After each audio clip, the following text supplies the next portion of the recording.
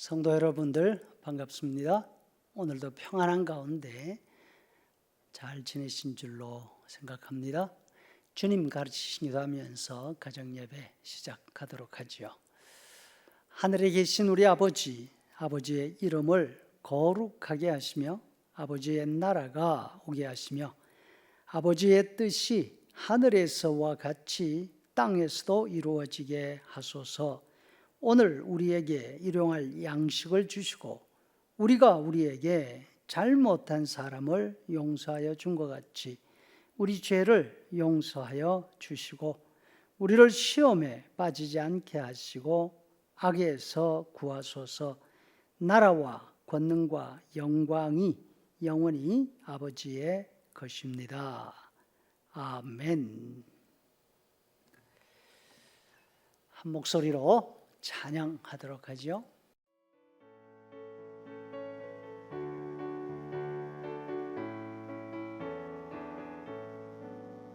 예수 십자가에 흘린 피로써 그대는 씻기어 있는가? 더러운 죄 회개하는 능력을 그대는 참으지 않은가? 예수의 보혈로 그대는 씻기어 있는가? 마음속에 여러 가지 죄악을 깨끗이 씻기어 있는가? 주 예수와 밤낮으로 늘 함께 그대는 행동을 하는가? 아무데나 어디든지 그대는 십자가 붙들고 있는가? 예수의 보혈로 그대는 씻기어 있는가? 마음속에 여러 가지 죄악을 깨끗이 씻기어 있는가? 주님 예수 다시 올 때 그대는 영접할 예복이 있는가? 그대 몸은 거룩한 곳 성전에 들어갈 준비가 됐는가? 예수의 보혈로 그대는 씻기어 있는가? 마음속에 여러 가지 죄악을 깨끗이 씻기어 있는가? 모든 죄에 더러워진 예복을 주 앞에 지금 다 벗어서 샘물같이 솟아나는 보혈로 눈보다 더 이게 씻으라. 예수의 보혈로 그대는 씻기어 있는가? 마음속에 여러 가지 죄악을 깨끗이 씻기어 있는가? 함께 읽을 하나님의 말씀 아주 익숙한 로마서 3장 23절에서 26절. 모든 사람이 죄를 범하였음에 하나님의 영광에 이르지 못하더니 그리스도 예수 안에 있는 속량으로 말미암아 하나님의 은혜로 값없이 의롭다 하심을 얻은 자 되었느니라. 이 예수를 하나님이 그의 피로써 믿음으로 말미암는 화목 제물로 세우셨으니 이는 하나님께서 길이 참으시는 중에 전에 지은 죄를 간과하심으로 자기의 의로우심을 나타내려 하심이니 곧 이때에 자기의 의로우심을 나타내사 자기도 의로우시며 또한 예수 믿는 자를 의롭다 하려 하심이니라. 왜 그냥 용서하시면 안 되는가? 하나님은 용서가 전문이신 분이잖아. 하나님은 사랑의 하나님이시니까. 사람들이 십자가 이야기를 들으면 이해할 수 없어 하면서 이런 반응을 보이곤 합니다. 돈이 무지 많은 사람이라면 얼마든지 퍼주어도 되지 않나 생각합니다. 가진 거 다 나누어 주어도 또다시 들어오는 돈이 더 많을 텐데 뭘 저렇게 인색하게 굴어? 하지만 돈이 아무리 많은 사람도 가진 것이 무한정 많을 수는 없습니다. 복권에 당첨된 사람이 불과 얼마 못 가서 빈털터게 되고 그것도 모자라서 빚더미에 올라앉는 일 심심찮게 듣고 있지 않습니까? 더 큰 문제가 있습니다. 아무 조건 없이 나누어 주는 것이 모든 사람을 행복하게 만들지 못합니다. 오히려 원망과 불평을 더 많이 만들어냅니다. 하나님이 무조건 모든 사람을 다 용서하시면 모든 사람이 행복할까요? 하나님이 불공평하시다. 세상을 다스리는 분이 어떻게 이렇게 불공평해서는 되겠는가? 하나님이 아무리 용서하셔도 똑같은 불평이 나오게 되어 있습니다.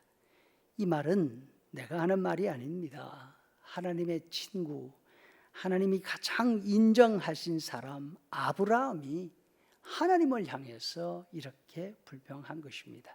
창세기 25장 25절에 보니까 세상을 심판하시는 네가 정의를 행하실 것이 아니니까 사람들은 자신의 허물을 보지 못하고 늘 하나님 탓을 합니다.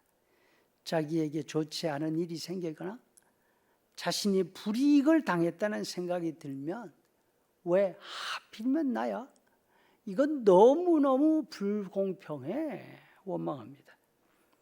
수천 년 역사를 돌아볼 때 어쩌면 하나님은 이런 불평 들으실 만합니다. 아니 무슨 회개한 소리? 공의로우신 하나님 앞에? 그러면 한번 생각을 해 보십시오.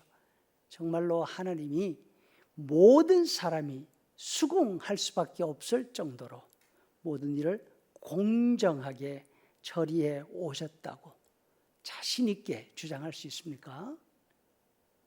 이 질문에 그러며 이렇게 대답할 수 있는 사람 별로 없을 것입니다. 그때요, 헤럴드 쿠슈너의 왜 착한 사람에게 나쁜 일이 일어나는가 이 책 읽어보지 않아도 다 알고 있습니다.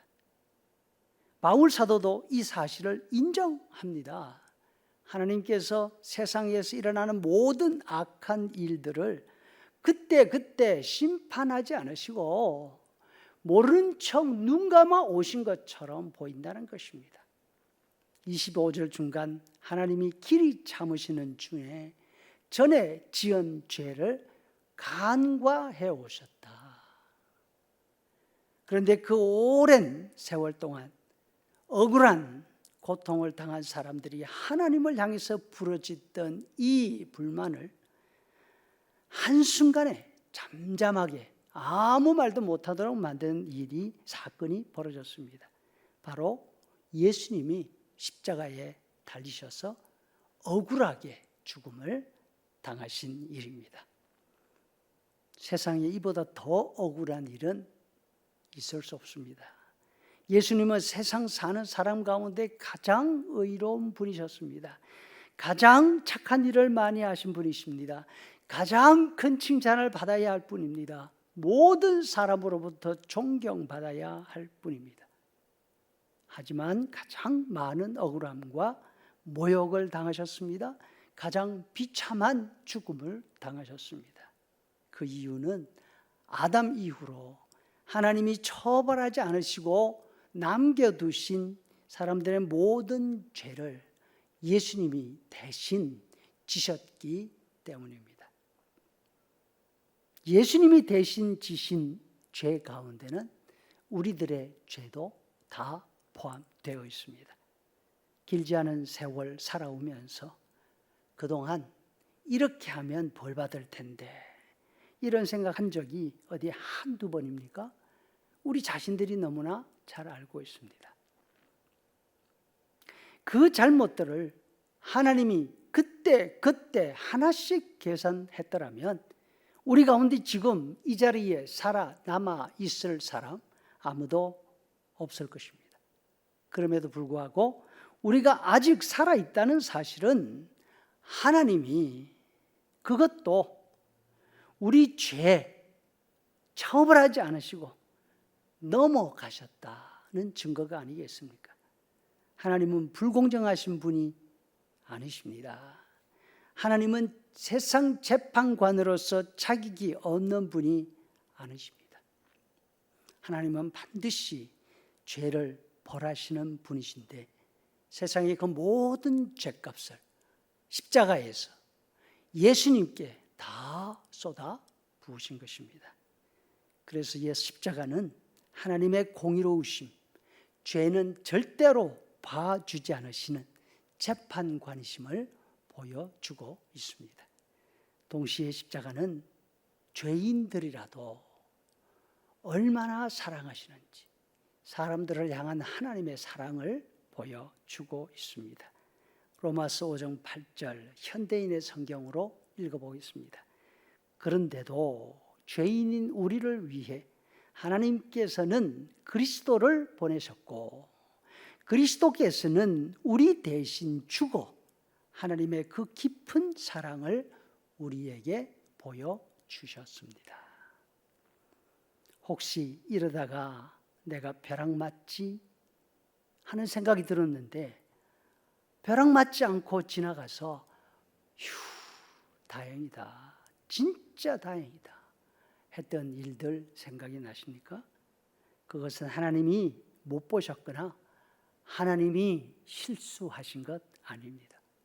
우리 예수님이 다 짊어지셨습니다. 그래서 우리는 십자가를 볼 때마다 우리를 하나님을 향한 하나님의 원망을 접고 우리를 향하신 하나님의 사랑에 감사하게 되는 것입니다. 기도하시죠. 이제는 우리 구주 예수 그리스도의 은혜와 아버지 하나님의 크신 사랑과 성령의 인도 교제에 충만케 하심이 십자가를 바라보며 하나님의 사랑을 늘 기억하는 성도들의 머리 위에 영원토록 함께 있을지어다. 아멘.